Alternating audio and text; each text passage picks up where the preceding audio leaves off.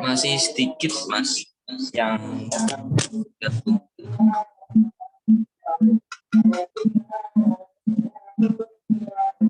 Gak apa-apa, slow. Saonone.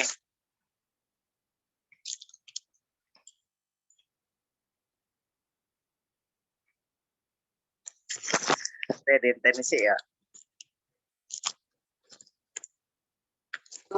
Ripon mas? Di tenis wae po. Iya mas.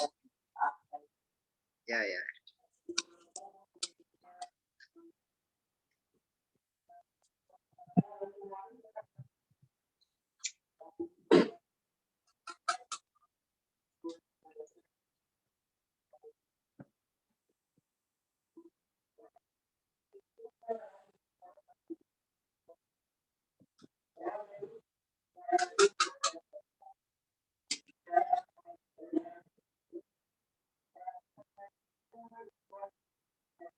Nih.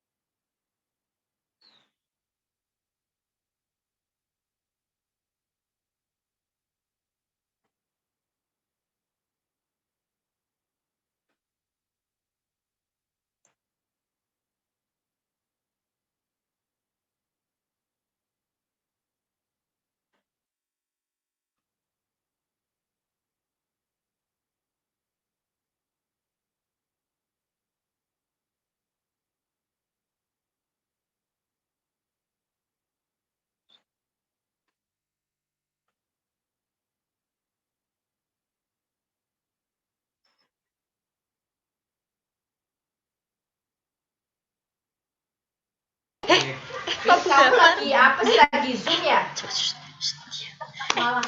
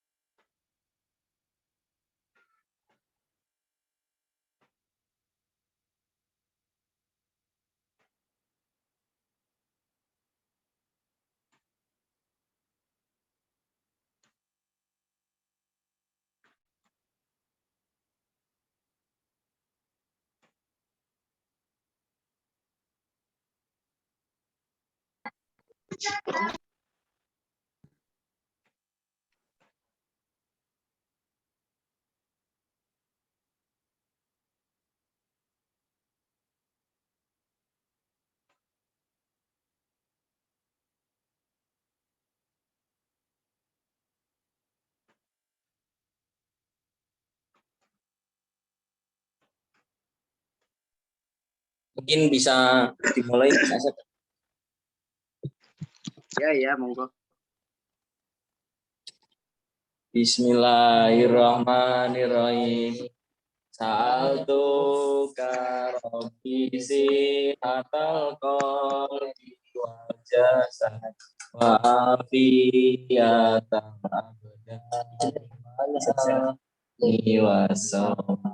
Watulah hayatin fi kamalis istiqomati wahi dominal ijabi wal hasad wariskon halalam wasi'an ghairana kisi yakunu lana aunan alaman hajir rosyad wa ilman mubarakan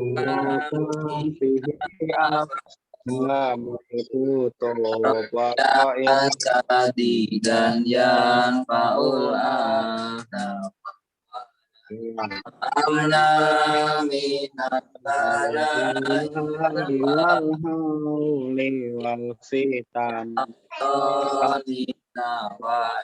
Isparatni dawin hasan wa husna da'in lil hukuki jami'ina alaman duhiku wa tarjo ya so wa aksir lana tawafi alhaqi wa minal akhirah Bifadlika ya Rahman ya Musim alwat wajahin Nabiyil Mustafa khair alaihi salatullahi summa salamu wal ali wal ashabi wa man Bismillahirrahmanirrahim. Raditu billahi rabban wa bil islam wa bi Muhammadin nabiyyin wa rasulah rabbi zidni ilman nafi'an wa zidni wa barik li ma razaqtani was'alni mahbuban fi qulubi ibadati wa azizan fi qulubi waj'alni wajilan fid dunya wal akhirah wa minal muqarrabin ya kasiran nawal ya hasanal fi'al ya qaiman bila jawab ya mubti'an bila misal falakal hamdu wal minnatu wasyaraf amin amin ya rabbal alamin. Amin. Bismillahirrahmanirrahim. Qala al-musannifu rahimahullahu taala wa nafa'ana bihi wa bi ulumihi fid dharain amin. Bismillahirrahmanirrahim. Hikmatun nikahi ay hadhihi hikmatun nikah.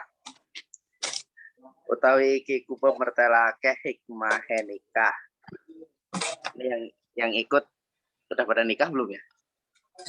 Ya, OTW Mas. Mau akan menikah Mas. Masih OTW. Mau akan menikah. Siap. Bismillahirrahmanirrahim. Iklam ngerti sapa sira annallaha ing setuhune Gusti Allah taala mahulur sapa Allah subhanahu wa suci Allah wa taala langgura. Allah. Qad khalaqat iku teman-teman dadiake sapa Allah al insana ing manusa yu amira supaya yento ngerameake sapa al insan hadhil ardo ing iki bumi alatika khuliqa kang dadiake apa kullu mau saben-saben perkara fiha ing dalam al arad lahu kedua al-insan bidali liqaulihi ta'ala kelawan dalile dawuh Allah ta'ala khalaqalakum ma fil ardi jami'a khalaqa dadiake sapa Allah lakum kedua sira kabeh ma ing perkara fil ardi ing dalam bumi jami'an alit sekabehane.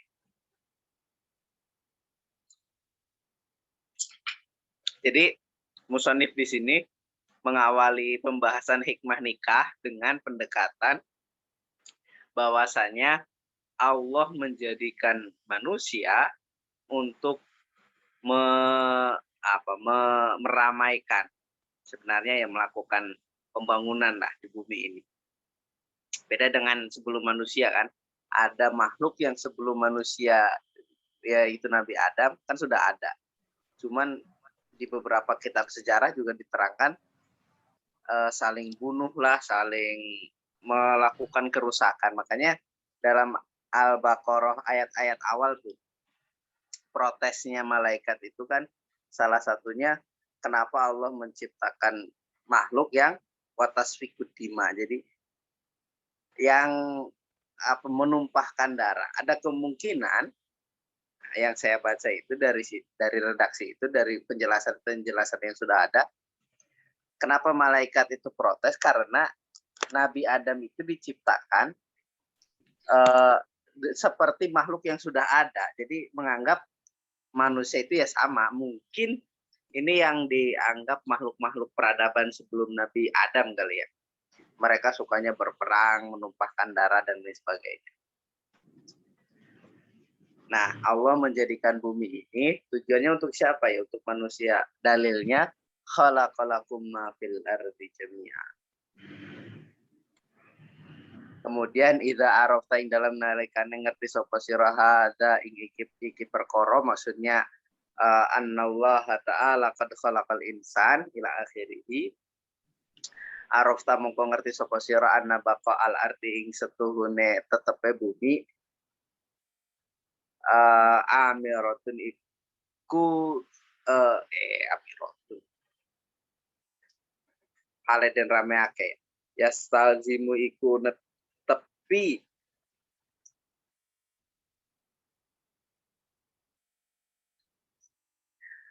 apa baqa ul ard. Kalau di sini apa ya?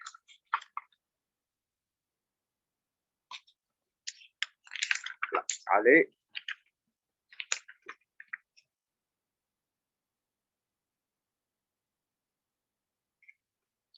ada kembalinya. Wujudal insani ing wujude manusia hatta tantahia sehingga yang tertutup apa mudah dunia apa mangsane dunia. Wahadalan utawi iki perkara ya maksudnya anna baqa al ardi itu ya sazimu iku netepake apa hadza atanasula ing apa turun temurun. Wa hifdzanau ilan ngaraksa warna al insani kanggo manusia. Dan jadi setelah mengetahui bahwasanya apa yang diciptakan oleh Allah itu tujuannya untuk manusia, tentu lestarinya bumi ini menuntut pada hadirnya manusia. Jadi manusia ditugaskan untuk merawat bumi ya, baqa al ardi sampai masanya dunia ini hancur. Dan otomatis wujudnya manusia yang umurnya pendek tentu dibanding dengan umurnya dunia yang lebih jauh, lebih lama dibanding masa hidupnya manusia, tentu mau nggak mau harus ada proses turun-temurun tanasul wa hifdzanawi al insani, dan menjaga ras, menjaga jenis manusia. Hatta layakuna sehingga ora ono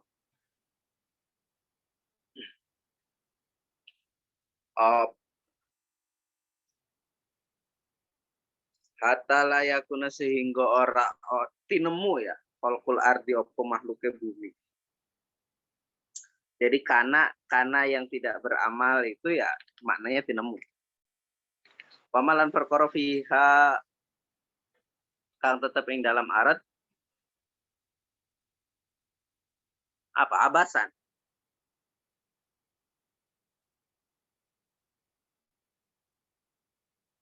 Hatta layakuna, oh khobarnya abasan ya. Hatta layakuna sehingga ora ono kalkul ade apa mah dari akeh bumi atau makhluk ke bumi. Wa malan perkara fi kang tetep ing dalam arat abasan iku apa itu Rip?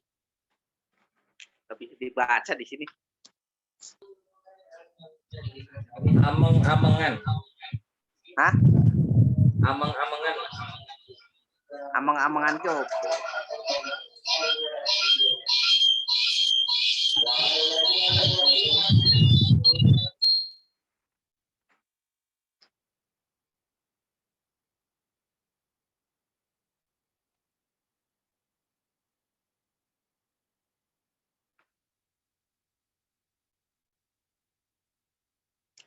Amang-amangan opo?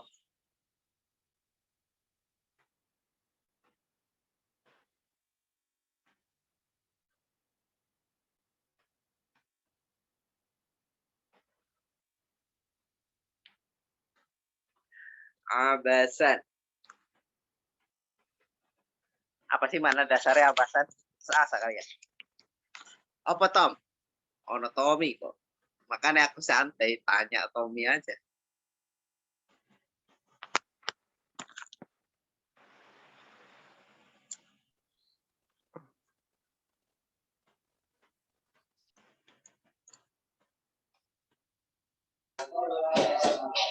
Kalau di kamus, amang-amangan itu maknanya senda burung. Berantakan ya? Hancur lah ya.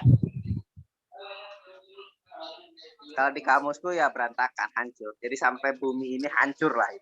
Oke, siap.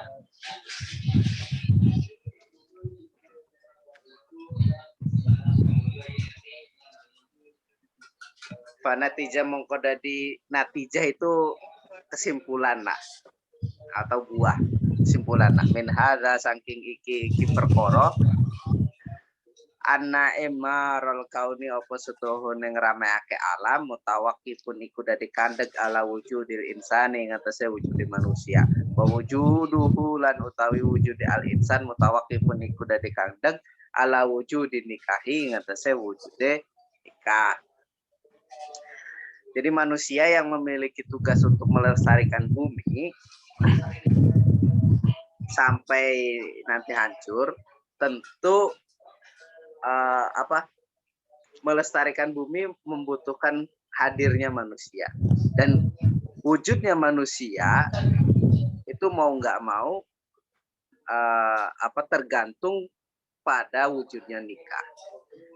Ini di dalam syariat Islam. Sekarang kalau bagaimana yang punya keturunan tanpa melalui jalur nikah ya ini nggak jadi pembahasan karena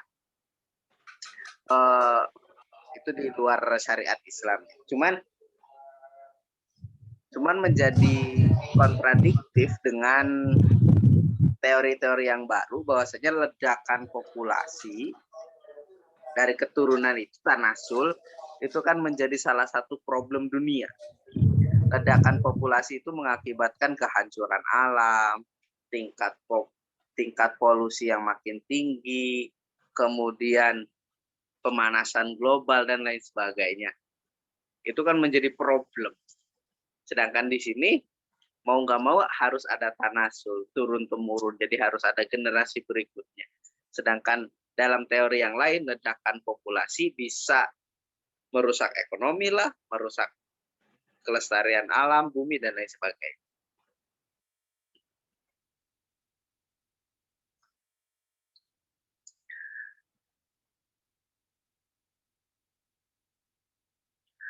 Wa hadhil hikmatu tatadammanu hikman ukhra wa fawaida uzma. Hiya bimangsilatil far'i lil asal.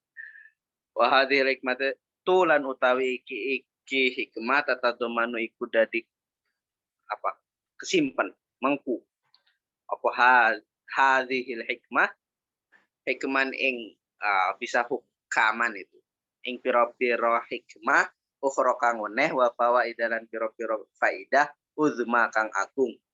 Hiya ya hukaman ukhra wa fawaida uzma bimangzilatil far'i iku tetep kelawan ngenggoni cabang lil asli marang asal. Jadi hikmah ini mencakup hikmah yang lain dan juga faedah-faedah yang lain. Ibaratnya faedah cabang dari asal. Bumi itu harus lestari, catatannya dengan melalui lewat manusia kan. Kalau mau bumi lestari maka harus ada manusia. Kalau agar ada terus manusianya maka harus ada nikah. Nah, ini faedah asal. Kemudian nanti akan turun berbagai hikmah-hikmah yang lain. Li'anna immaral kauni karena setuhun yang ramai ake alam min wujuhin saking berbagai jalan metode kasih roti di kang akeh. Kasaratu dzurriyyati minha ya. Minha iku itu khobar double, khobar dari anak juga. Minha iku setengah saking wujuh in kasiratin kasratu dzurriyyati utawi ngakehake dzurriyah. Jadi ngakehake keturunan. Nah, ini yang saya bilang kontradiktif tadi. Jadi dalam teori ini agar dunia ini bisa diramaikan, bisa lestari, bisa dibangun, dikelola dengan baik oleh manusia. Imarah itu kayak takmir. Takmir itu kan maknanya menjaga ya. Menjaga masjid, meramaikan masjid. Bukan ramai tapi merusak, bukan. Jadi menjaga, melestarikan bumi. Nah, salah satu caranya adalah dengan memperbanyak keturunan. Kontradiktifnya gimana? Ledakan populasi menjadi masalah dunia global sekarang. Makanya ada yang mengatakan virus corona itu dibuat untuk menekan ledakan populasi. Ya, itu yang percaya teori konspirasi Wahyudi lah. Wa mata kasurat lan ing dalam sumangsane akeh apa zuriatu apa keturunan zuriat karena mongko ono imarul kaudi apa ngerameake alam sahlan iku dadi gampang ala banil insani ngentese bani manusia. Nah, ini jadi pengarang kitab ini punya logika ketika keturunannya banyak maka ngurus bumi semakin mudah. Padahal ketika masyarakat banyak, populasinya meledak banyak, tentu ngurus bumi ya sebenarnya makin susah. Tapi ya ini punya pendekatan yang lain mungkin ya. Tapi kalau yang nggak nikah, terus nggak ada yang meneruskan perjuangan lah ibarat. Ibaratnya Nafis pinter desain, tapi kok orang dua penerus ya nggak ada yang mencatat sejarah dia mungkin. Sebagai desainer kondak.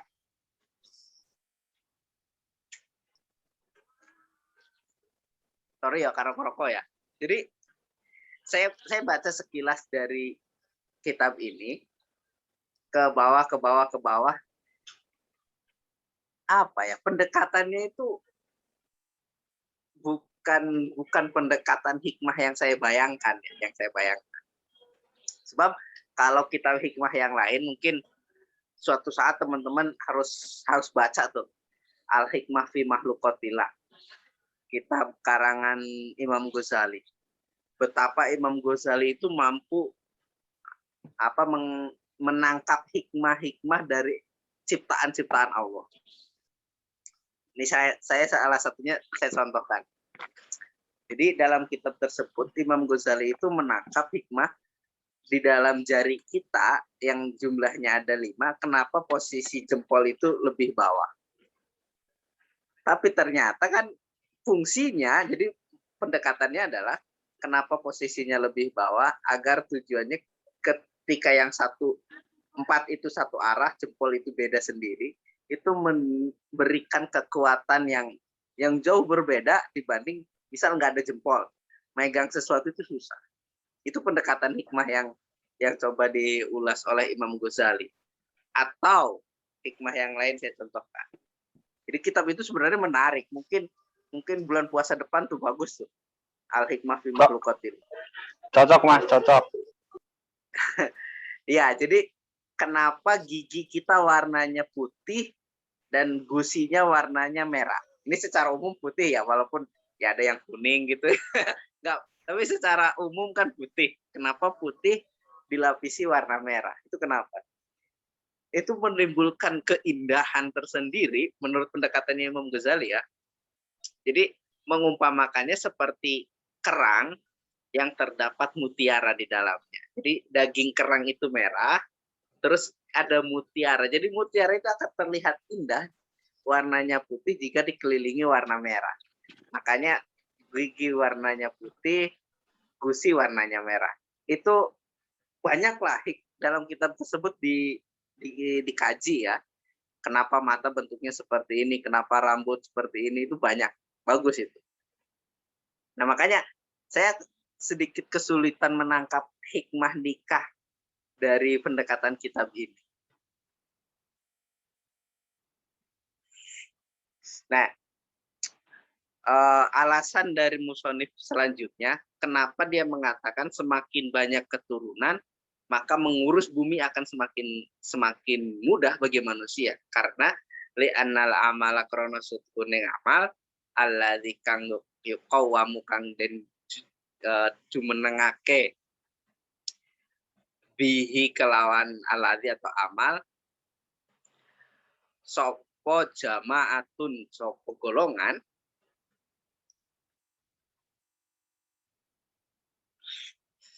yes abu kang angel alal fardi ngetese ijen atau dewe sendirian alqiyamu apa jumenake bihi kelawan alladzi. Jadi alasan musonif karena sesuatu yang ditanggung berjamaah tentu akan lebih mudah dibanding dilakukan oleh satu orang ataupun sendirian, karena itu akan menimbulkan kesusahan bagi satu orang yang untuk melakukan tugasnya. Jadi tugas kelompok biasanya lebih mudah dibanding tugas pribadi, karena tugas kelompok ada yang cuman urun buat motokopi, ada yang cuman urun setor nama dan NIM kuliah saya juga lupa sekarang berapa. Jadi kerja kelompok itu akan lebih mudah dibanding kerja individu. Wa idza kana lan ing dalem nalikane ono al amru apa perkara kadzalika iku kaya mengkono-mengkono al madkur li anal amal alladzi qawamu bihi jama'atun fala buddha mongko ora kena ora min baqa in nasli saking tetep keturunan wa kasratihi lan akehan nasal hatta yu ammaro sehingga den rameake al kaunu apa alam.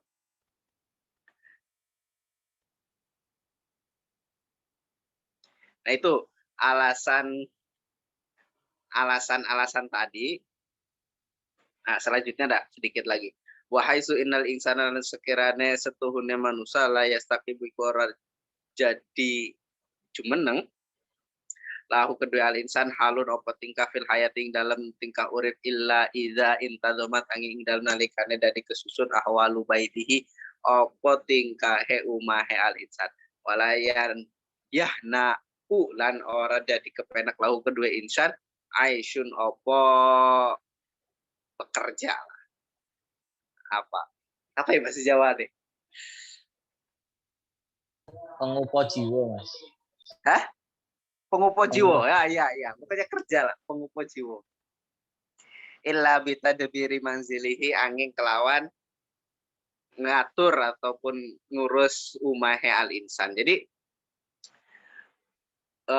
ketika manusia itu membutuhkan keadaan tertentu di dalam hidupnya untuk mengurus rumahnya, kemudian kerjanya nyaman, tentu butuh seseorang ataupun pihak lain yang bisa mengatur rumahnya, ngurus anaknya lah, terus nyapu, bikin makan, sedangkan yang laki-laki kerja, misal itu pendekatan.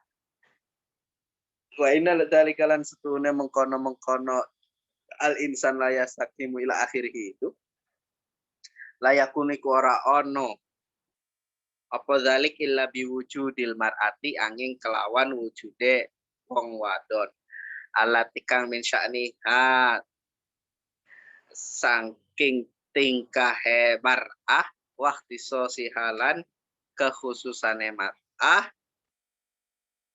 min sya'niha iku setengah saking tingkahe mar'ah waktu sosialan kekhususane mar'ah tadbirul manzili utawi ngatur rumah. Ini makanya nanti akan kalau ngaji kitab ini sama anak-anak pegiat gender ini akan banyak disalahkan. Jadi alasannya kenapa harus menikah karena biar dia kerjanya nyaman, rumahnya ada yang ngatur.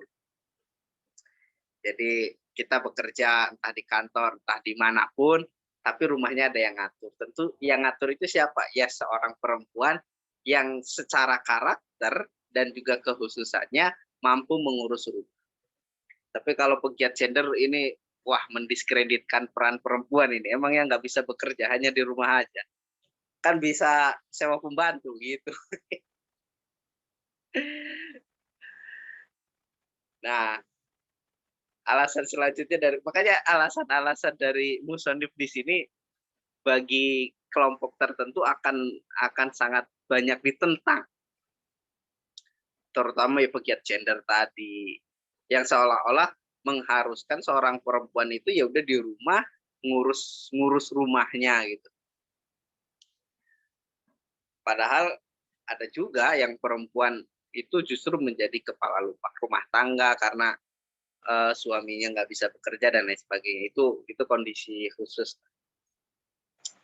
Nah, min ajli dzalika saking arahe mengkono inna dzalika la yakunu illa biwujudil mar'ah ila akhirih. Syuriah dan syariata ke apa nikahu apa nikah hatta tastaqima sehingga jadi jejeg atau jumeneng ahwalur rajuli apa tingkah wong lanang wayu amiro ya tepat mustaqimah dan ngerame ke sapa rajul al kauna ing alam. Jadi seolah-olah yang kena khitab imaratul kaun ataupun imaratul arad itu laki-laki. Kayak kata-kata di sini oleh karena itu disyariatkannya nikah agar para laki-laki itu bisa fokus untuk melestarikan bumi, meramaikan alam.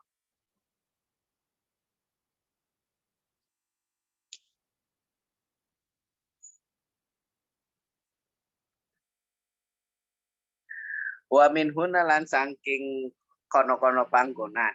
Yuk lamu den kinawaruhi ataupun den ngerteni anna rajula apa setuhune wong lanang wal mar'ata lan wong wadon syarikani iku berserikat karone bekerja sama fi imaril arti ing dalam ngerameake bumi. Jadi laki-laki yang keluar, perempuan yang menjaga rumahnya. Kalau mau nggak mau laki-laki yang setelah bekerja ya pulang lagi ke rumah.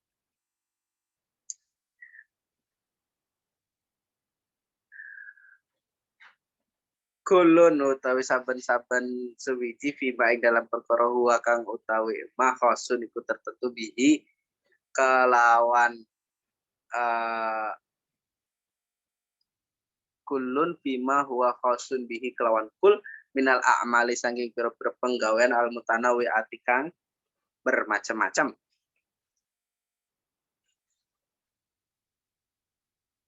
Nah ini hadis Nabi waqad qala lan teman-teman dawuh sapa Kanjeng Nabi sallallahu alaihi wasallam.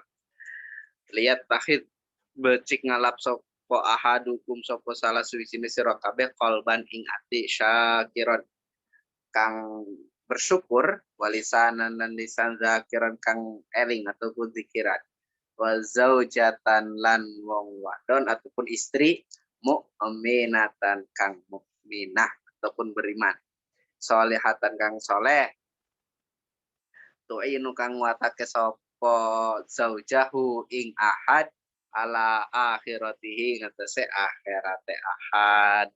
Jadi hadis Nabi itu ambillah ataupun ya ambillah salah satu dari kalian semua, ini perintah ya, perintah memiliki hati yang bersyukur, lisan yang penuh berzikir, dan juga istri yang mu'minatan solihatan, istri yang beriman dan juga solihah. Yang apa tuh? Inuhu ala akhiratihi, yang mampu menguatkan jalannya si laki-laki ini pada jalan akhirat. Jadi cari calon istri yang sekiranya menguatkan pada jalan akhirat. Ngono.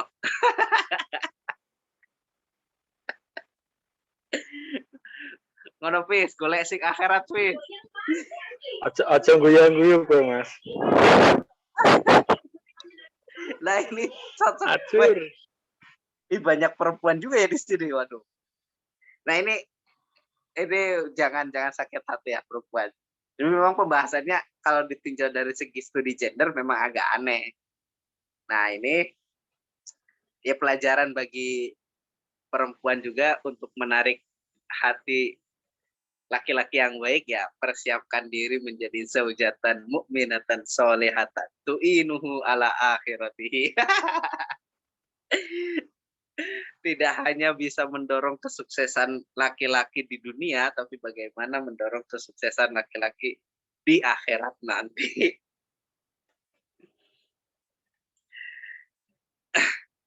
Wa minha annal insana miyalun bitab'ihi ilal i'tilafi alladhi ya'nisu bihi wa wujudu zaujati mub'idun li huznihi. Ini agak cepat aja ya, nggak usah saya baca semua ya.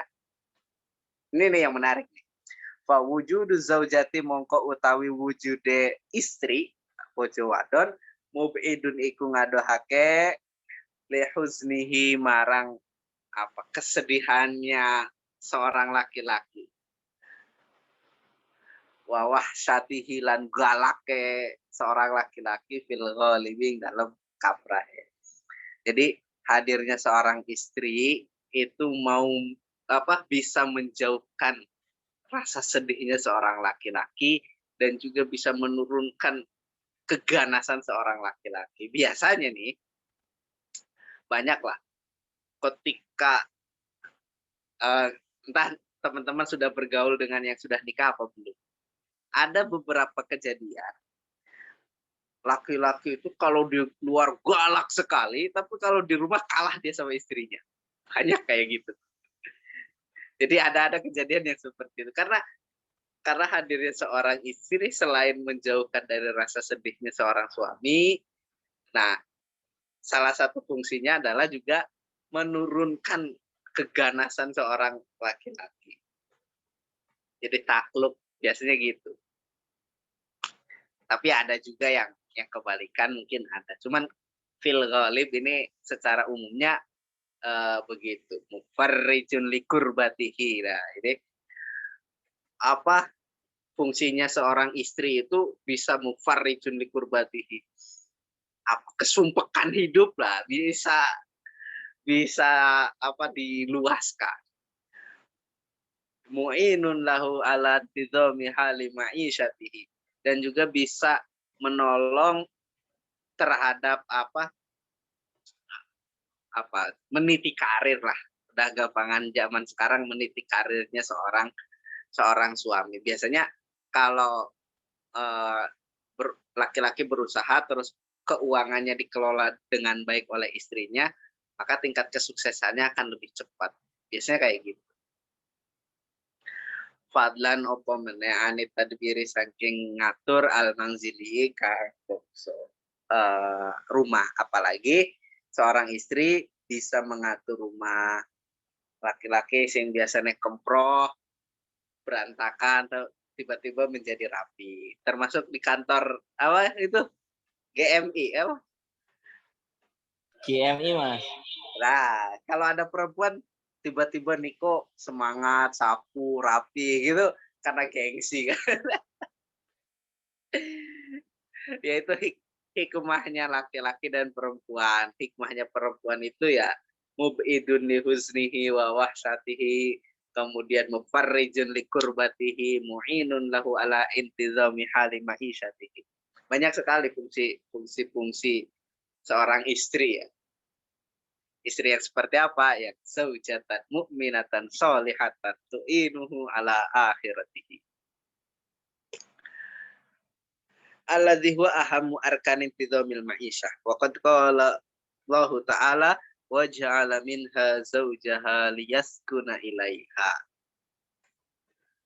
Ada ayat Qur'annya wa ja'ala minha zawjaha liyaskuna ilaiha.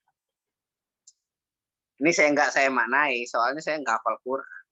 Jadi minha itu domirnya kembali kemana, harus tanya yang hafal Quran. Ada labib kayaknya. Itu ayat sebelumnya apa? Wa ja'ala minha zawjaha liyaskuna ilaiha. Minhanya kembali kemana? Pokoknya Allah menjadikan seorang istri liyaskuna ilaiha. Supaya kan doa yang nikah itu semoga sakinah. Sakinah itu ya anteng. Anteng, ora apa blingsatan keluar nyari-nyari yang lain. Dah, supaya anteng. Jadi capek kerja masuk ke rumah damai. Ada yang menyiapkan teh, ada yang mempersilahkan asbak misalnya ngerokok. Indah sekali. Tadi kembalinya ke nafsin wahidah, Mas. Oh, itu ayat pertama ya. Ayat pertama di surat apa itu? Bukan, beda. Bukan Anisa, bukan. Oh, bukan ya? Beda. Oh ya, nafsun wahidah. Kirain wa khalaqa minha zawjaha wa basa minhuma rijalan katsira, kirain yang itu. Bukan ya? Maklum Beb, berhafal Quran Beb. Tapi persuasi untuk menikahnya tadi bagus tuh, Mas. Menghayati sekali soalnya sudah praktek. Ya, iya dong. Jadi indah sekali. Stres-stres kerjaan di kantor, pulang kalau bisa berubah semua. Ada yang mempersiapkannya sekedar minum atau teh atau apa itu, Masya Allah. Hadza fima yata'allaqu bintidhamil amri fi imaril qul. Hunaka hikmatun ukhra tata'allaqu bi adabi nafsi wa ba'daha anir radha'il wa ilaika al-bayan.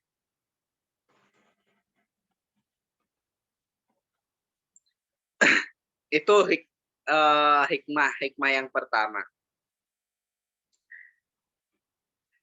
Wa annal insan khuliqa ghayuran ala hurmatihi wa karamatihi wa bi tabi'iyatihi wa gharizatihi fanikahu mani'un minan nadri bisyahwatin ila ghairi ma huwa hillun lahu fil qalb. Nah, ini hikmah yang lain, nikah itu bisa mencegah. Mani itu kalau diartikan itu kan menggunakan isim fa'il ya. Jadi bisa mencegah. Yang dicegahnya itu ternyata blobos, ya itu nggak tahu ya. Jadi fanikahu mani'un minan nadri bisyahwatin. Nikah itu mampu mencegah dari penglihatan yang berbau syahwat. Ila ghairi ma huwa hillun lahu fil qalb. Ini selanjutnya saya singkat aja deh. Karena rada panjang. Tapi kalau yang hikmatun nikah satu bab ini sebenarnya sedikit. Yang pertentangan itu nanti pembahasan tentang ta'addudiz zaujat. Itu pasti banyak diprotes sama cewek-cewek. Wa aidan lan alemali anna nikah satuhunne nikah hafidun iku ngarasolil ansabi marang keturunan wa hafidhu lan ngeraksa al ansabu opo wa hifdhu hafidun lil ansab wa hifdzul ansabi fihi fawaidu jummatun wa hifdzul ansabi lan utawi ngreksa keturunan fihi ing dalam nikah bahwa iku fihi iku tetep ing dalam hifdzul ansab bahwa itu utawi pira-pira faedah jumatun kang agung. Jadi nikah itu bisa menjaga al-ansab keturunan. Dulu pernah saya pikirkan untuk salah satu dari maqasidus syariah itu kan hifdzun nasal, menjaga keturunan. Dulu sih berpikir kan orang yang nggak nikah itu bisa aja dapat keturunan, ya kan? Bisa. Terus hifdzun nasal maksudnya gimana? Sedangkan nasalnya itu keturunan itu bisa hadir tanpa nikah nih misal. Nah nikah itu salah satu metode yang untuk hifdzun nasal. Salah satu maqasidus syariah. Ternyata kita berbicara hukum positif saja di Indonesia. Seorang anak yang lahir tanpa melalui ikatan pernikahan yang jelas, maka dia terputus haknya dari waris ayah secara DNA, tapi bukan status nikah. Itu kan sudah nggak bisa. Hak-haknya seorang anak ini tentu terabaikan karena jalan nikah yang tidak ditempuh. Artinya menjaga keturunan itu nggak memberikan haknya terhadap keturunan, salah satunya itu kalau tidak melalui jalur nikah maka tidak dapat harta warisan misalnya. Ataupun hukum-hukum administratif lain, namanya itu tidak boleh dicangkolkan ke dalam kakaknya, kartu keluarganya bapaknya yang tidak sah itu misalnya. Tentu ada hal-hal yang berdampak negatif yang harus ditanggung oleh si anak dari perbuatan orang tuanya misalnya. Nah ini wa ahammuha hifdzul huquqi fil mawaris.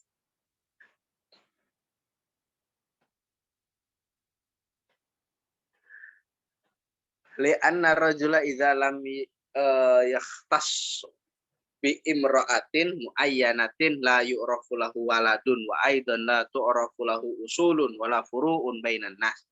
Karena seorang laki-laki yang tidak tertentu nih anaknya siapa, perempuan yang mana, maka tidak diketahui anaknya mana ataupun tidak diketahui keturunan ke atasnya siapa ataupun ke bawahnya keturunannya siapa. Wa hadza la yardahu ad-din walan nas. Nah, kondisi seperti ini tidak diridhoi oleh agama dan juga manusia.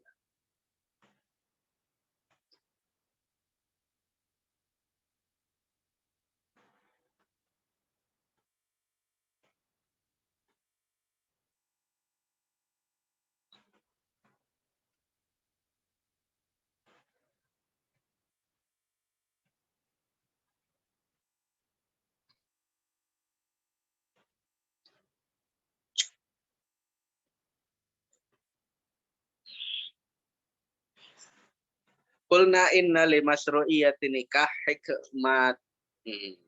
hikmatan balighatan tadammanat hukaman kulluha tarju ila salahin wa immaril ardi bi baqa'in nasal wa ikhtisasil mar'ah bi zawjiha. Nah, penjelasan ke bawah ini di paragraf ini nggak terlalu menarik perhatian saya sih. Jadi intinya disyariatkannya nikah itu terdapat hikmah yang besar yang kembali kepada kemaslahatan, terus melestarikan bumi dengan tetapnya keturunan kita, waktu sosial mar'a bi zawjiha. Jadi seorang perempuan yang menjadi istrinya, bukan perempuan-perempuan yang nggak jelas misal status.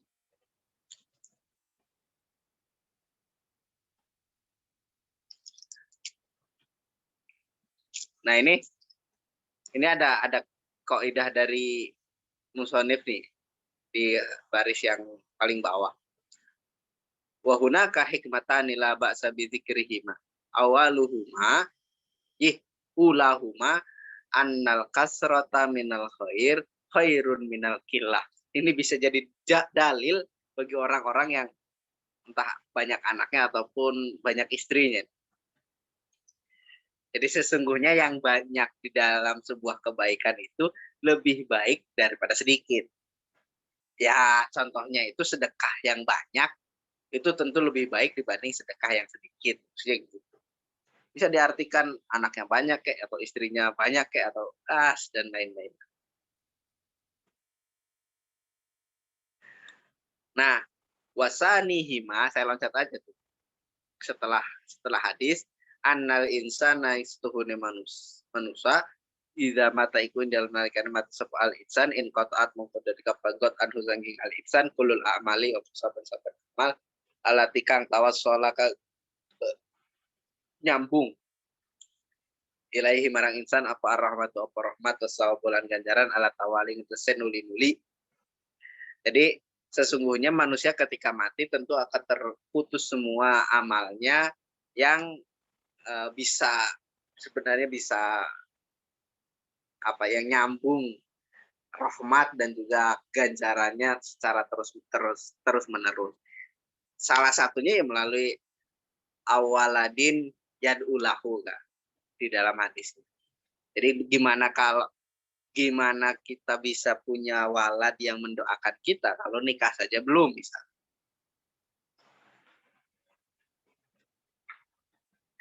Fa idza tazawwaja wa waladalahu waladun wa mata ar-rajul wa tadhkuruhu waladuhu bil khair lam yakun amaluhu munqati'an wala yakunu as-sawab anhu mamnu'an.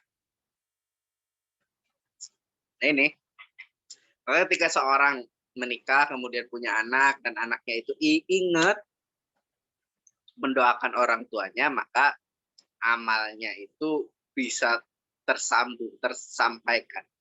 Ganjarannya itu tidak ditolak. Ini hadisnya idza mata ibnu adam in qata amaluhu illa min salasin shadaqatun jariyatun au ilmun yuntafa'u bihi aw waladun salihun yad'u lah. Idza mata ing dalam nalikane mati ibnu adam sapa ibnu adam in qata amangkon dari kapugat amaluhu apa amale ibnu adam. Jadi yang terputus itu amalnya yang mati, bukan amal orang lain untuk si mayit. Karena ada yang mengatakan, yasinan nggak nyampe lah, doa nggak nyampe dan lain sebagainya. Yang nggak bisa beramal itu mayitnya.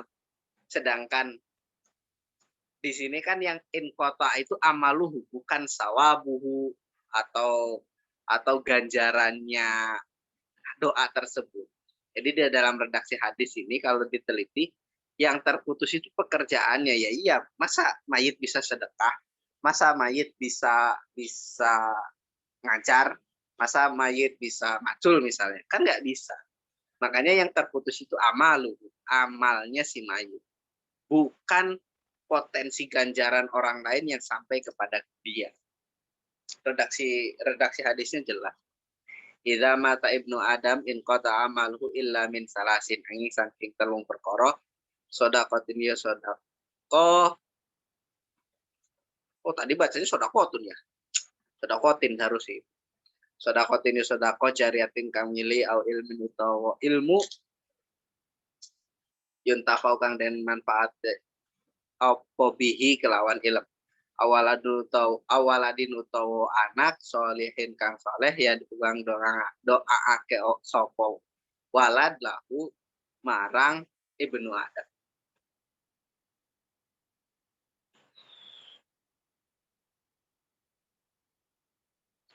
Nah, hadza wa qad ikhtalafa al ulama fi fadli nikah. Fa minhum man faddalahu alal inqita'i lil ibadah.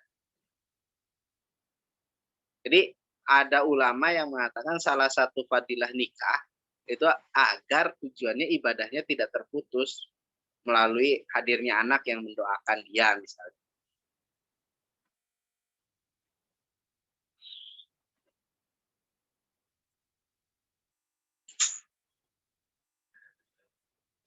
Qala dawuh sapa Al-Junaid radhiyallahu anhu. Al-Junaid pernah berkata nih, ahtaju ilal jima kama ahtaju ilal qut. Ini harus diartikan gak ya? Ahtaju butuh sapa ingsun ilal jima'i marang jima kama ahtaju kaya oleh butuh sapa ingsun ilal kuti marang makanan pokok. Jadi Imam Junaid itu pernah berkata, kebutuhan saya akan jima itu sama seperti kebutuhan saya pada makanan pokok. Jadi nikahlah saudara-saudara. Masa kalian kuat nggak makan nasi? Gitu. Wa qala Muhammad bin Ka'ab al-Qardhi fi makna qauli ta'ala. Jadi Muhammad bin Ka'ab al-Qardhi, doa yang kita baca setiap hari mungkin ya. Rabbana atina fid dunya hasanatan wa fil akhirati hasanah. Jadi fid dunya hasanah itu qala al-mar'atu as-solihah. Jadi makna fid dunya hasanah, kebaikan di dunia ya tidak lain adalah al-mar'ah as-solihah. Mar'ah as-solihah yang apa? Yang jadi istri tentunya, bukan orang lain.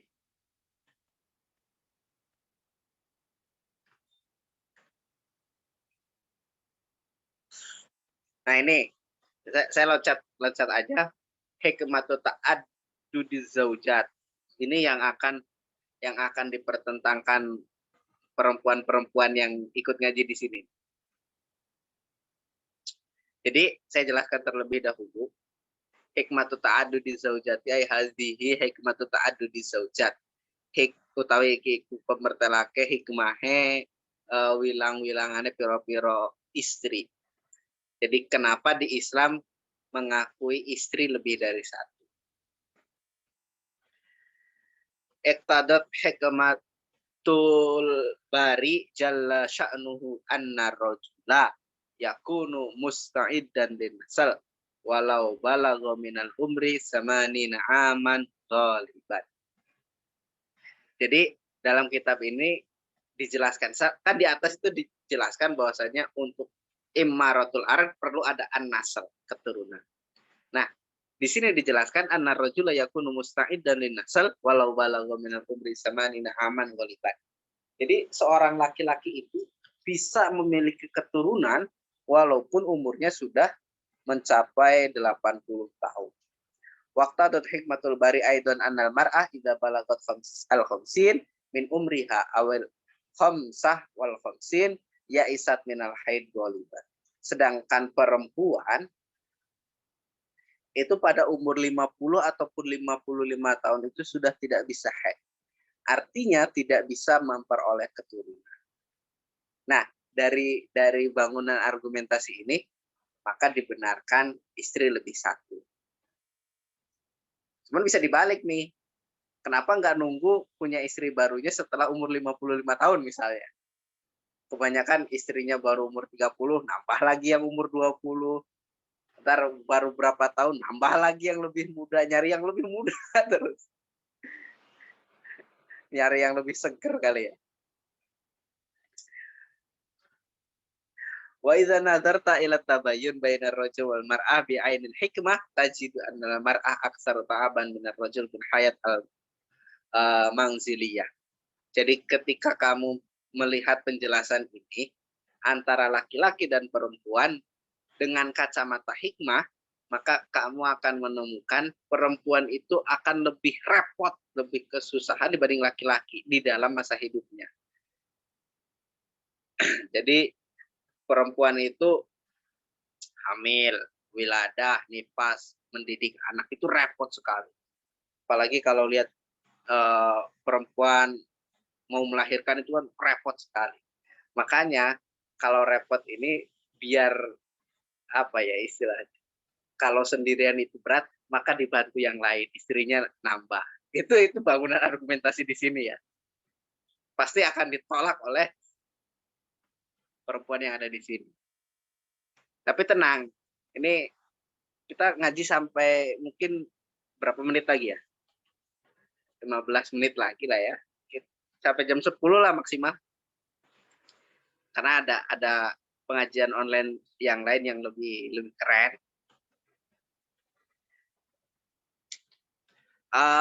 Saya akan terus saja.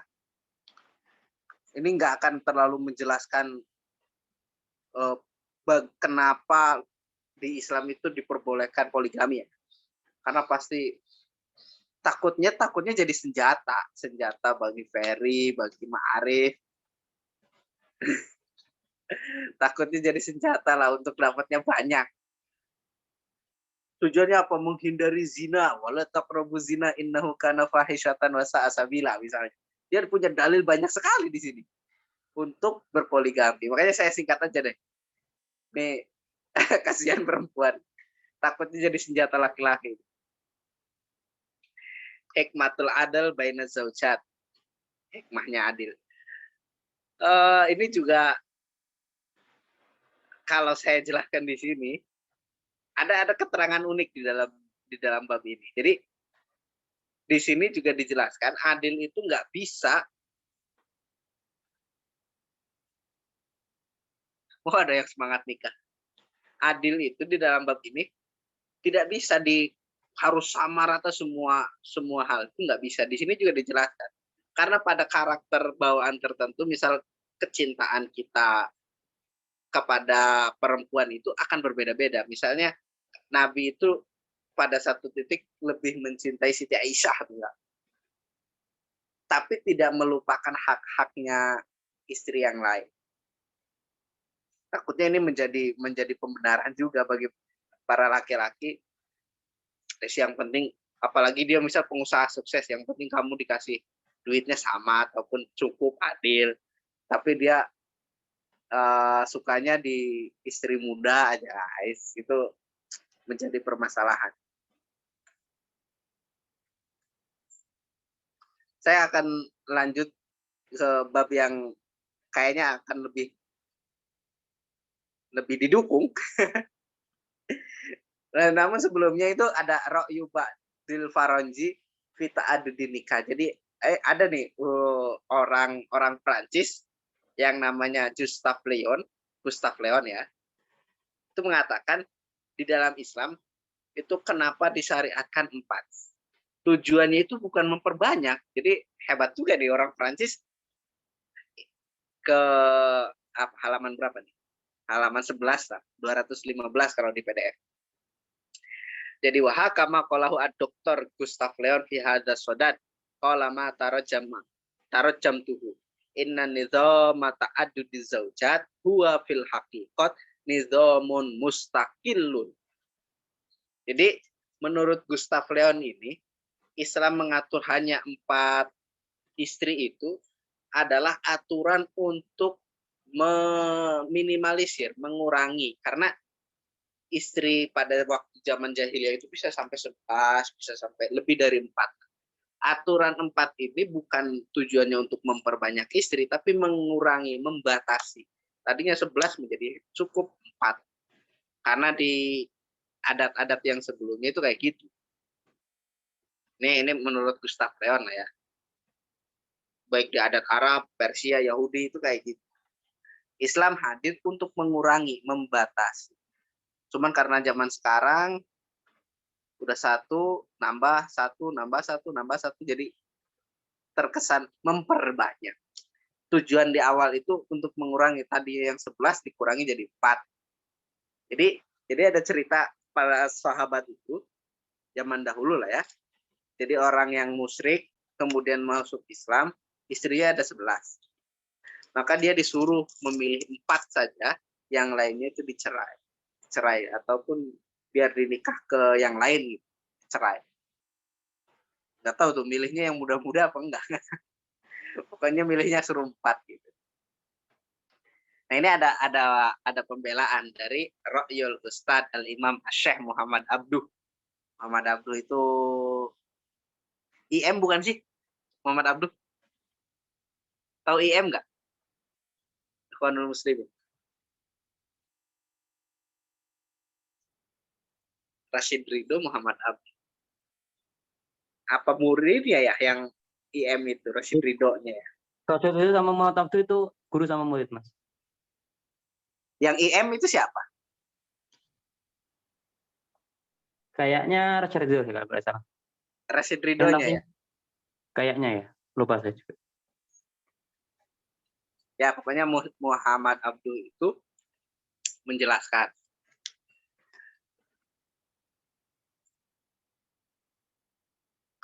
Jadi beliau mengatakan qad abahat asy-syari'atu al-muhammadiyatu lirrajuli al-iqtiran bi arba'in minan niswah in ulima min nafsihi al-qudra al-adli bainahunna wa illa fala yajuzu al-iqtiran bi ghairi wahidatin.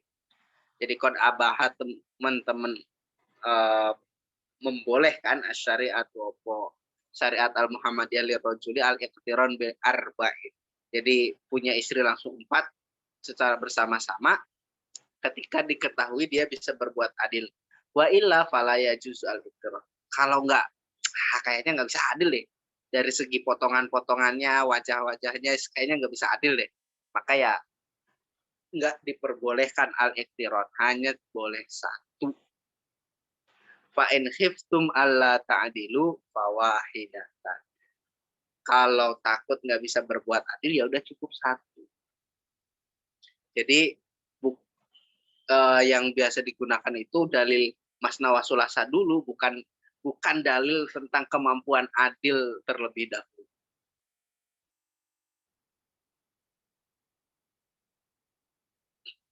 Jadi ya intinya banyak dicontohkan lah sekarang itu ya, nggak usah berpoligami lah. 1 aja cukup.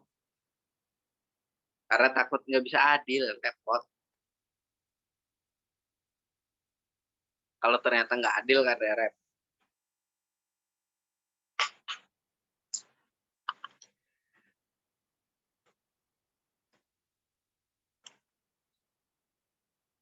Jadi ini udah 39. 9.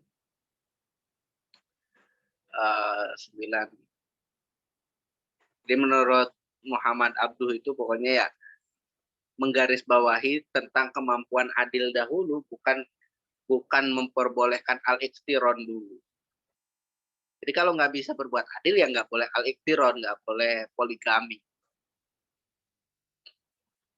Cuman kalau memang dia bisa berbuat adil ya kita bukan pada posisi melarang tindakan poligami ya, karena itu memang di syariat ada. Nggak bisa kita memvonis orang yang berpoligami itu salah total 100%, nggak bisa juga.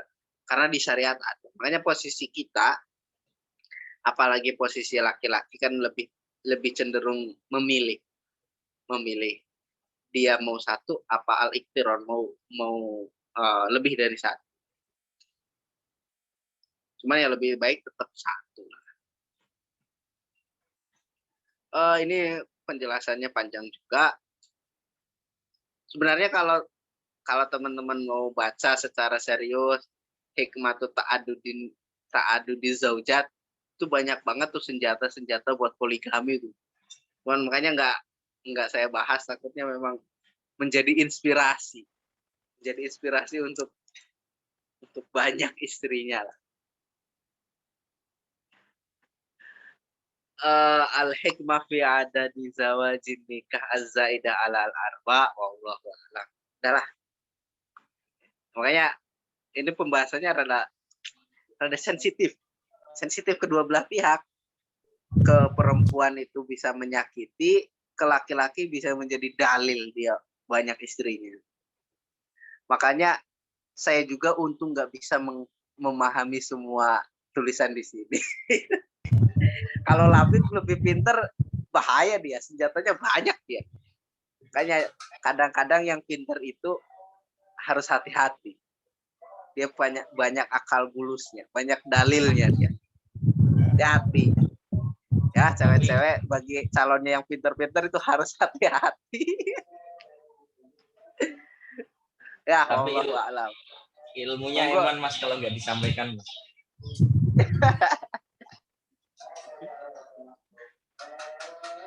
Mungkin dari Mas Mbak yang ada di Zoom mau menambahkan, dari Mas Labib mungkin. Oke, sedikit mungkin ya.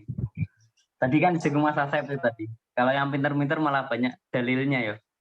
Kalau saya malah nggak sepakat itu Mas. Oh, Kalau yang gitu. tahu itu dia malah satu itu milihnya. Oh, Karena ini karena pembelaan. karena dalil-dalil yang ada tadi yang disebutkan di Anisa surat pertama-tama tadi Salat Tawarubah tadi itu tidak ada sama sekali anjuran ataupun kewajiban untuk poligami. Tidak ada. Anjuran saja bahkan Itu kan nggak ada. Ya? fangkihum atau balaku, maksudnya udah ke situ. Cuma nanti yang selanjutnya itu adalah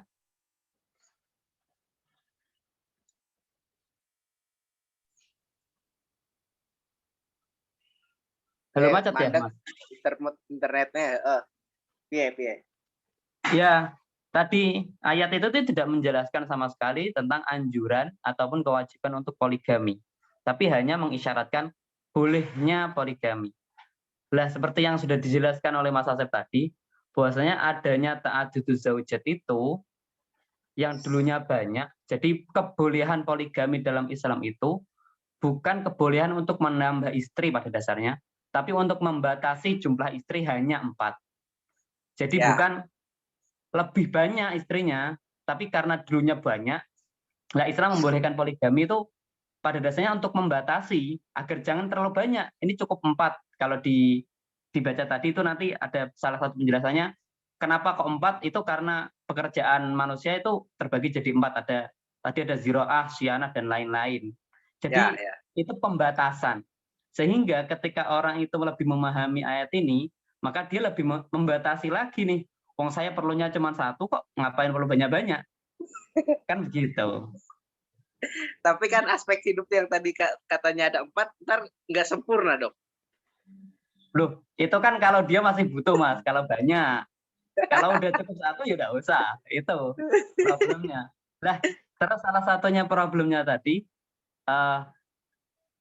masalah adil itu cuman dalam artian sistem Allah takdilu kewahidatan itu adil dalam hal tadi Mas, hak dan wajiban doang ya, bukan dalam hal cinta dan lain-lain, tapi hanya dalam masalah kewajiban menafkahi dan lain-lain itu yang fawahidatan.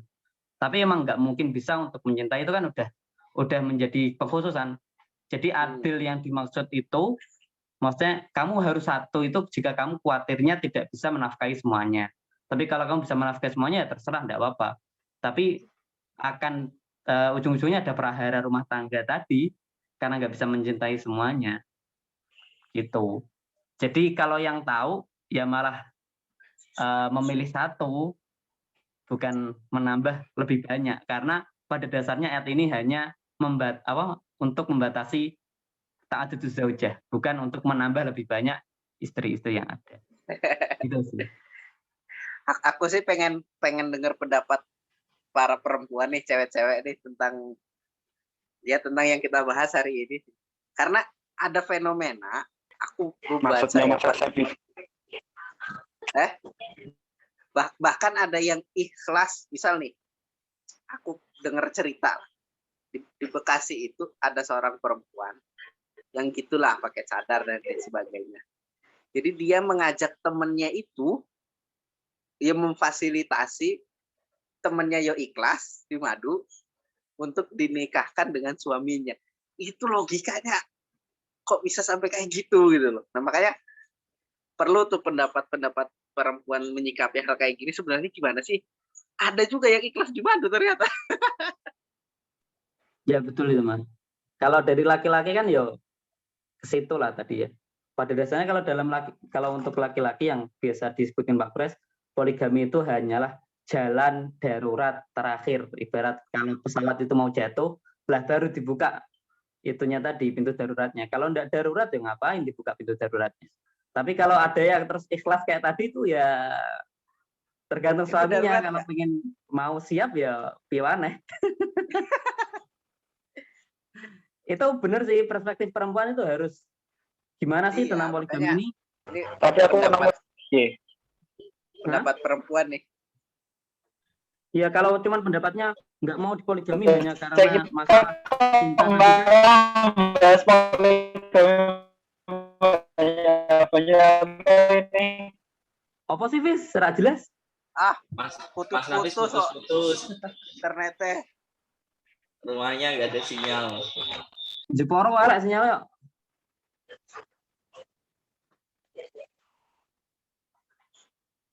Tapi aslinya saya mau tanya, Mas. Sinyalnya Ini pertanyaan penting juga ini asli. Monggo nanti bisa dijawab teman-teman yang lain. Lah tadi kan lihat takhidahadukum qalban syakiran walisanan dakiran tadi kan.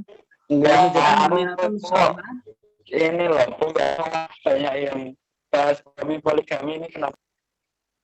Saya Woi, juga mau bertanya, internetnya Mas. woi.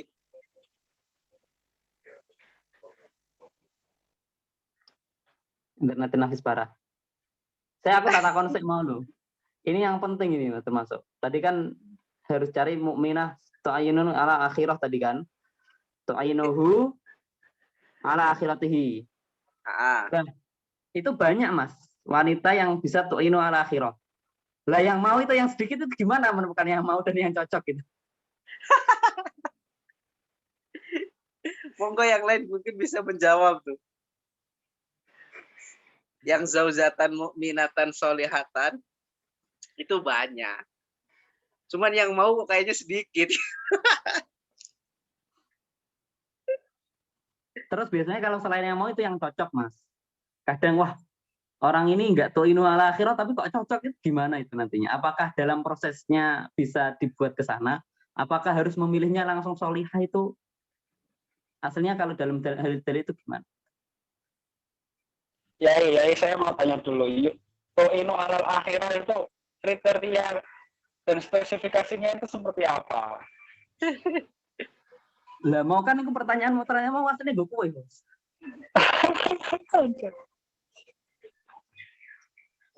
Jawabannya itu nggak bisa ditemukan sebelum menikah. Nggak bisa. Harus menikah dulu, baru kita paham, oh ini bisa menguatkan ataupun menolong kita di jalan akhiratnya apa enggak. Itu. Kalau kita belum nikah dengan orangnya, penilaiannya susah. Makanya nikah dulu. Berarti Oke, Mas, tu'inu alal akhirah itu seperti apa? Tu'inu alal akhirah itu yang seperti apa? Biar Ma'arif dan Ferry itu punya ciri-ciri yang oh ini tu'inu alal akhirah ini. Kok Ma'arif sama Ferry jadi bahan sih, Mas?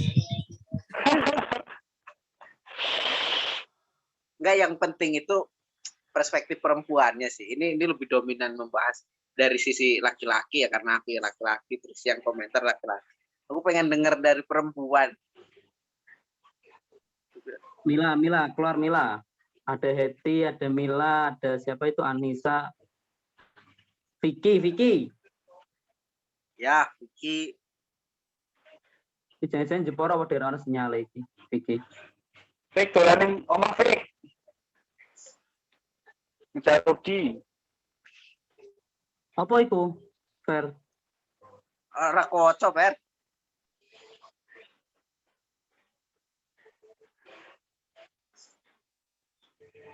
Ini nggak ada komentar nih perempuan nih. Sakit hati jangan-jangan nih. Aku mau bertanya mewakili perempuan, Mas Sasep.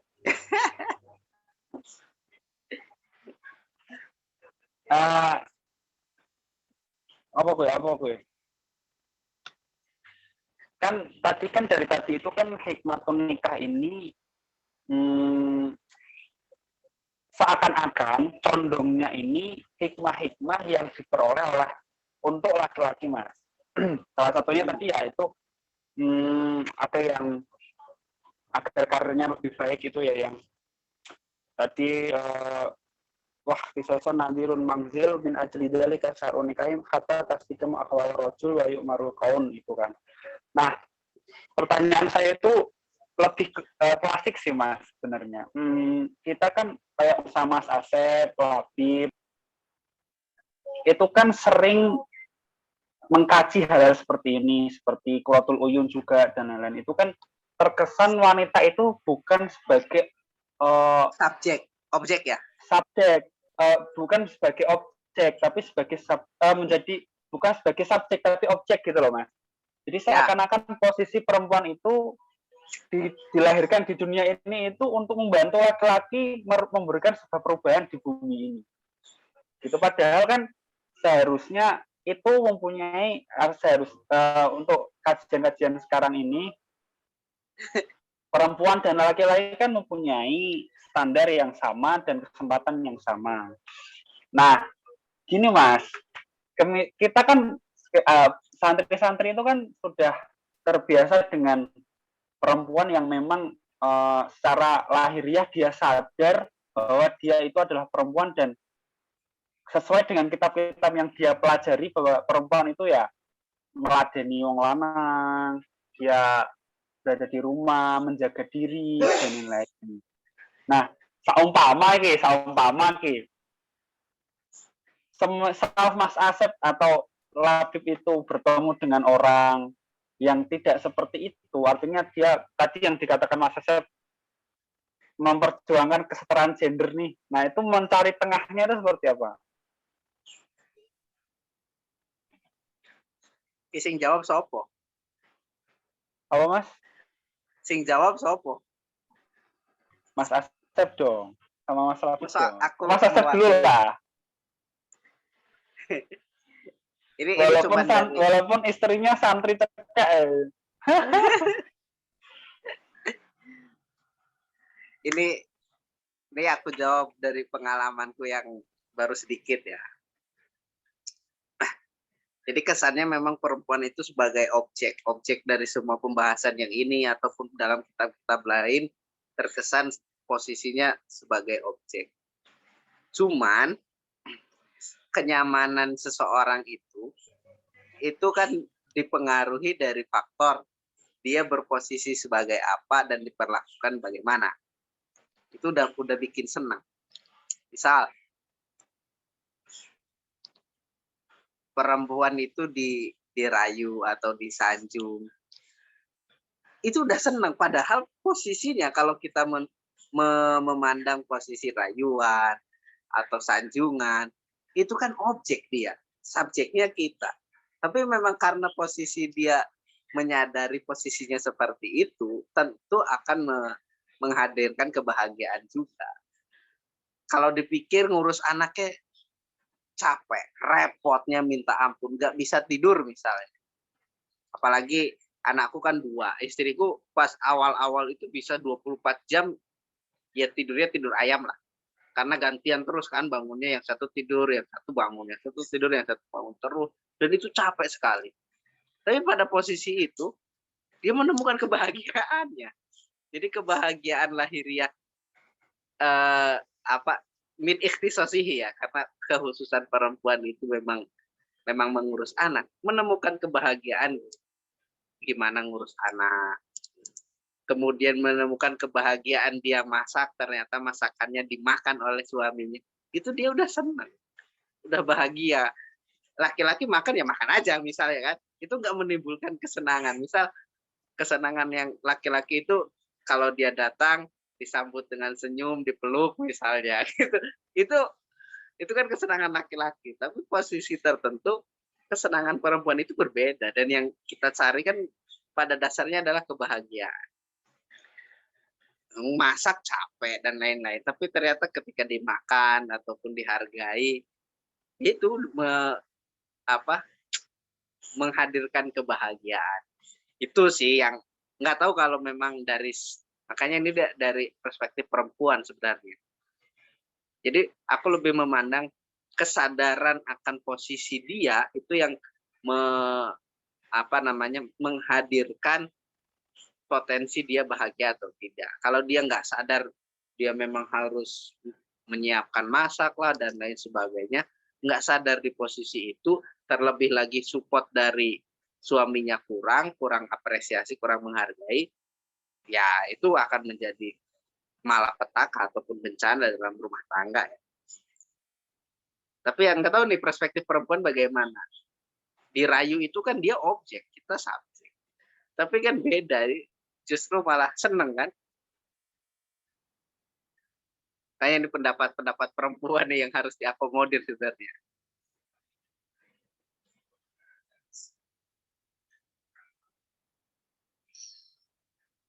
Nggak ada yang mau muncul perempuan apa hilang semua udah.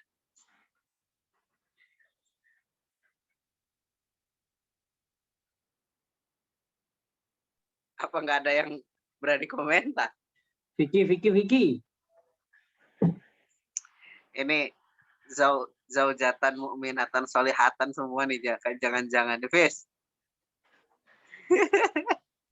Boleh tuh satu. Boleh satu.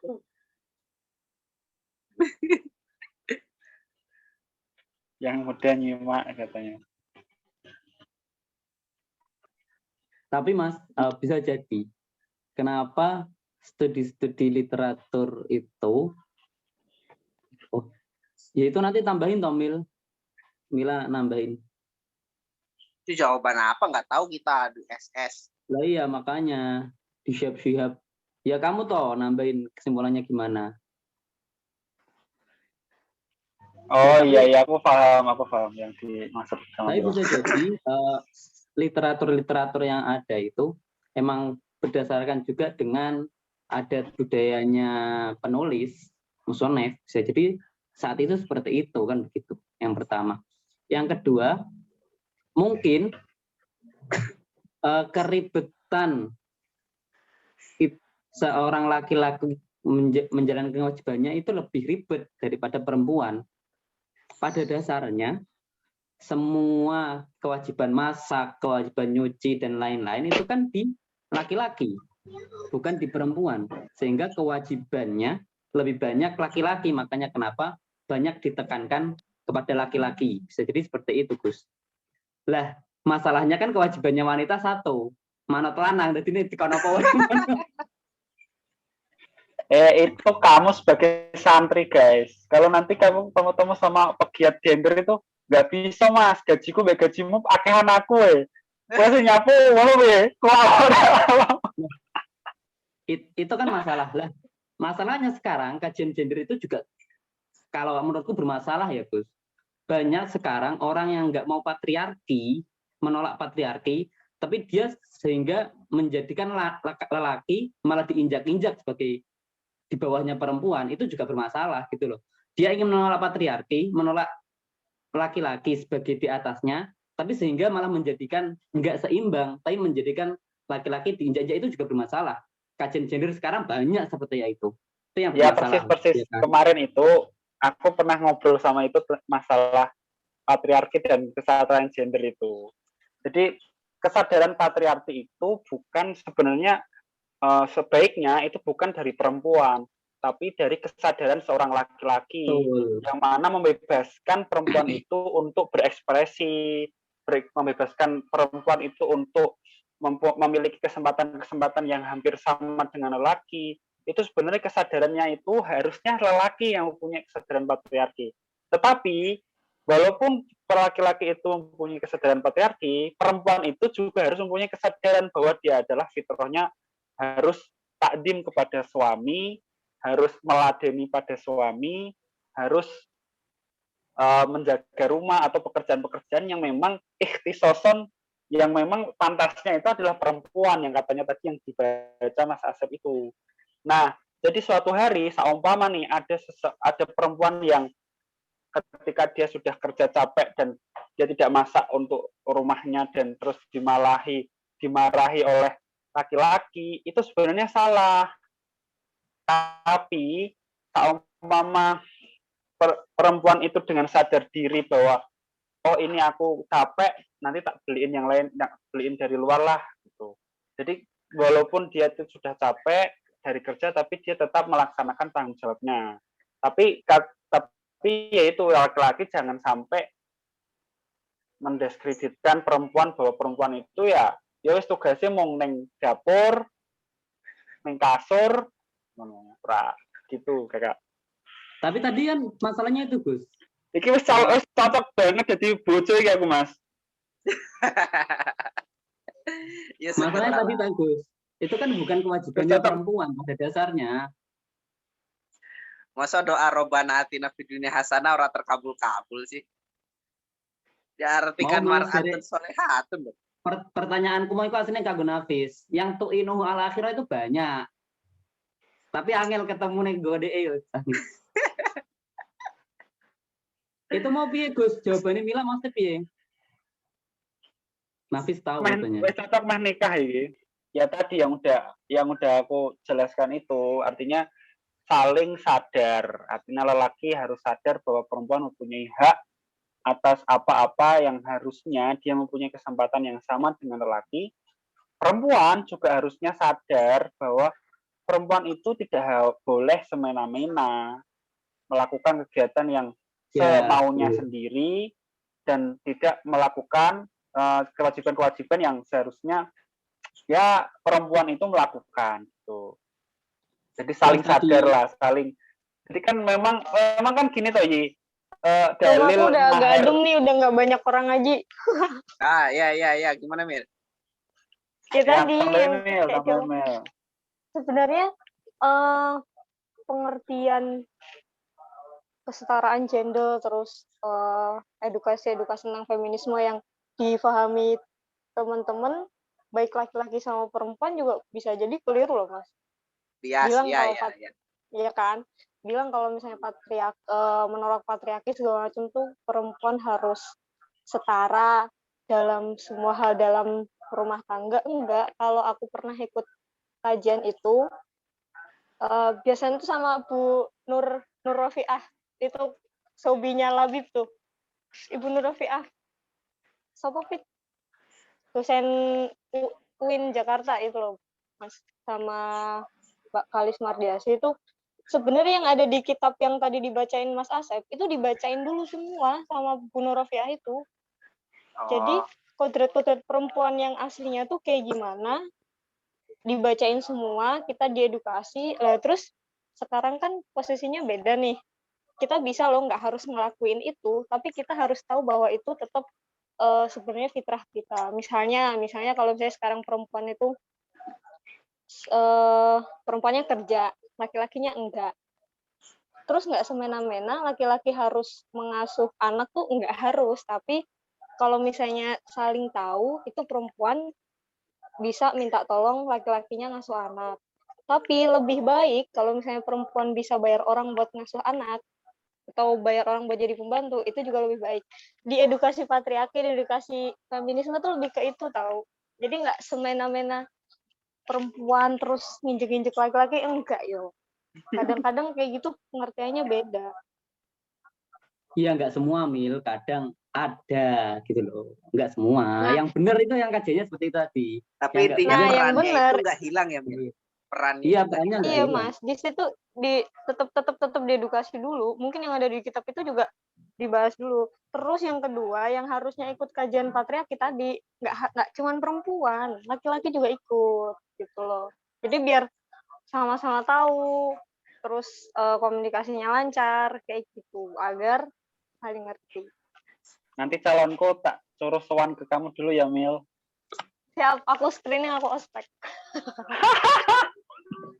Nah, makanya dalil ar-rijalu qawwamuna 'alan nisa itu yang sering disalahpahami jadi dalil kuat-kuatannya wong lanang, itu salah kan pemahamannya. Maskulinitas itu kan iya. Iya, itu salah itu. Padahal pada dasarnya ar-rijalu qawwamuna itu qawwamuna adalah memenuhi hak dan kewajiban secara sempurna. Maknanya seperti itu. Jadi laki-laki itu harus memenuhi hak dan kewajibannya secara sempurna terhadap perempuan, bukan mengungguli perempuan. Jadi qawamun seperti kemarin qaim, yukimu. Intinya kalau dalam menikah mungkin musyawarah itu mungkin, karena saya belum menikah, itu mungkin Mas Asep yang. Ya makanya segeralah biar tahu lah. Dan biar doanya dikabulkan, kemudian bisa mempraktekkan. Akhir tahun katanya Lafif nikah Mas, akhir tahun. Amin. Buat tahun 2022, buat 2023, buat publik skor. Sebenarnya ono ning kita pikir ono hadis.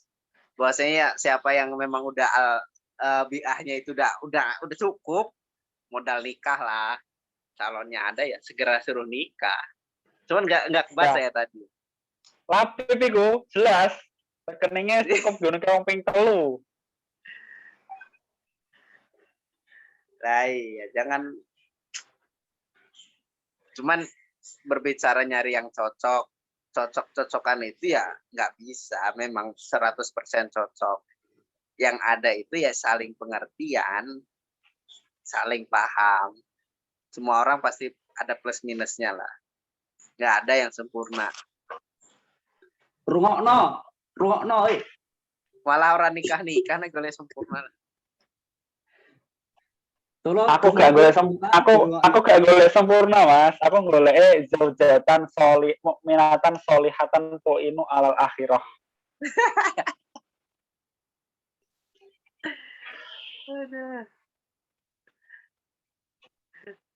Ya itu beratnya. Disitulah. Mas. Zaujatan solihatan mukminatan tu'inu alal akhirah iki kudune cah pondok apa ora, Mas? Enggak lah. Oh, enggak ya? Enggak. Dan kita bisa tahu idea zaujatan mukminatan itu ya telah dijalani lah. Kalau aku bilang semuanya cah pondok ya enggak adil juga. Cah pondok ya enggak semuanya zaujatan mukminatan juga. Yang solihatan juga enggak. Ya semuanya posisinya sama.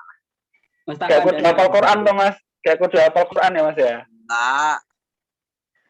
Yang penting cocok. Yang penting jadi nikah dah. Nanti dibentuk sendiri itu. Ya sekarang gini, Mas. Berarti kan itu kan zaujatan ya. Nah, kita itu bisa nggak sih menjadi zaujun solihun mukminun yu'inu ala akhirah, itu bisa nggak? Bisa lah. Kan az-zauj wal mar'ah itu syarikan. Kerjasama mereka. Saling tolong menolong. Apa?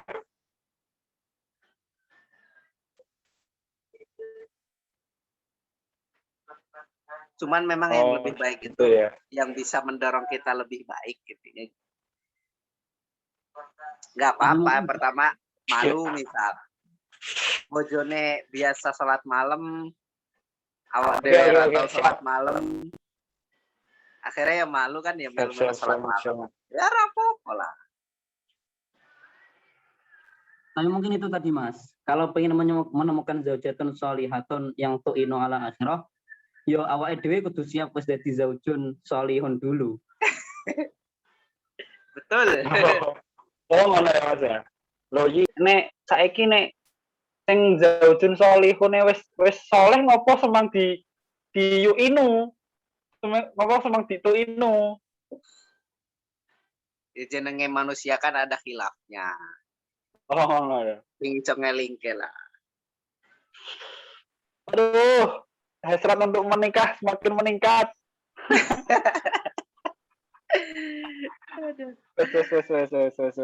Mufidun li huznihi wa wahsatihi mufarrijun li karobatihi mu'inun lahu ala ittidawi hali ma'isatihi. Itu jelas banget tuh. Menjauhkan dari rasa sedih. Oh, beri solusi, mendukung pencapaian karir, itu perempuan. Subhanallah, luar biasa sekali. Ngapunten, ini kok rame banget. Oh, ini udah lewat jam 10 ya, Masya Allah. Enggak masalah, Mas. Intinya kan kalau anak muda boleh menyimpulkan, kalau wanita tu'minu itu, Mas, sampai akhiri, intinya kan ditemukan setelah menikah. Berarti kriteria itu hanya buat patokan, buat ngawali, Mas. Enggak tentu juga pas nanti menjalani kehidupan bersama kan bisa tetap punya sifat zaujatun sholihatun dulu, Mas. Kan tetap kembali ke nya. Iya, semua peluang terbuka. Cuman memang ada kalanya misal berasa mau menjadi pahlawan. Jadi kita tahu perempuan dalam tanda kutip misal terlalu banyak melencengnya lah. Kita mencoba menjadi pahlawan agar dia kembali ke jalan yang lurus misal. Itu butuh perjuangan memang. Tinggal siap nggak kita berjuangnya. Makanya ada solusi.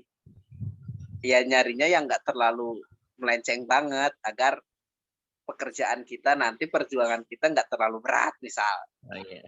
Ya kan ada caranya. Karena ada juga yang memang dapatnya yang dalam tanda kutip yang melenceng tapi ternyata dia bisa menuntun ke jalan yang lebih baik, itu bagus. Cuman ada juga yang memang berjuangnya itu akhirnya gagal gitu.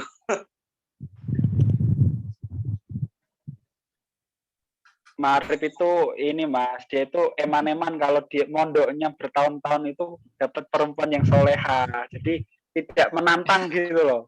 Oh iya Kalau bagus. dia dapatnya yang artinya di mukalafin dulu, itu kan mondoknya itu berguna dan bermanfaat gitu loh Mas. Bagus. Ilmu yang bermanfaat. Ilmu yang bermanfaat gitu Ma'arif. Nang top Ma'arif itu. Yainya santrinya Mbah Topik. Ini kayaknya mirror, Mas. Mirror. Ya, Tapi tapi ini Mas, keinget ya solehah semua lah insya Allah. Tapi keinget sejarah ini Mas, almarhum Ustadz Jeffrey yang difilmkan itu loh Mas. Itu malah istrinya yang sangat luar biasa nuntun Ustadz Jeffrey sampai benar-benar kembali ke keren lah pokoknya Mas. Iya, punya peran masing-masing lah. Yang penting nikah dulu ya Mas. Menuntun, ada yang perempuannya menuntun. Yang penting ya itu. Kan li jamaliha, limaliha, linasabiha, terus intinya lidiniha. Taribat yadaka. Ujung-ujung. Tanganmu rasa kotor kalau menikahi perempuan karena agamanya. Artinya kotor itu gimana ya, nggak usah bekerja keras untuk menuntun lah. Bisa jadi kita yang justru dituntun kan. Okay.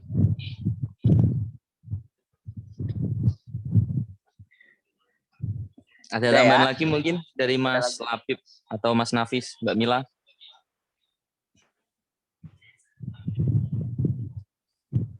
Udah cukup insya Allah. Oke. Minggu pagi libur berarti ya? Apa lanjut? Diganti Labib Mas, Labib Senin mau syuting sama Abi Kurais. Oh iya ya. Jadi Labib besok lah. ngaji. Ngarang deh. Jadi besok tetap ngaji ya. Ya. Lanjut lah. Iya. Ditutup ya Mas. Ya. Terima kasih banyak buat waktunya Mas Mbak yang sudah berhadir, Mas Asep, Mbak Anissa, Mbak Eni, Mbak Eti, Mas Labib, Mbak Mila, Mas Nadiful Labib, Mas Nafis, Mbak Vicky Ifah, dan yang tadi udah banyak keluar dari Zoom. Semoga ilmunya bermanfaat. Tutup kan? Bismillahirrahmanirrahim. Wal asri innal insana lafi khusrin illal ladzina amanu wa amilus solihati wa tawassaw bil haqqi wa tawassaw bis sabr. Subhanaka wa bihamdika asyhadu an la ilaha illa anta astaghfiruka wa atubu ilaik. Wa sallallahu ala sayyidina Muhammad wa ala alihi wa sahbihi wa barak wa sallam. Walhamdulillahi rabbil alamin. Wallahu a'lam.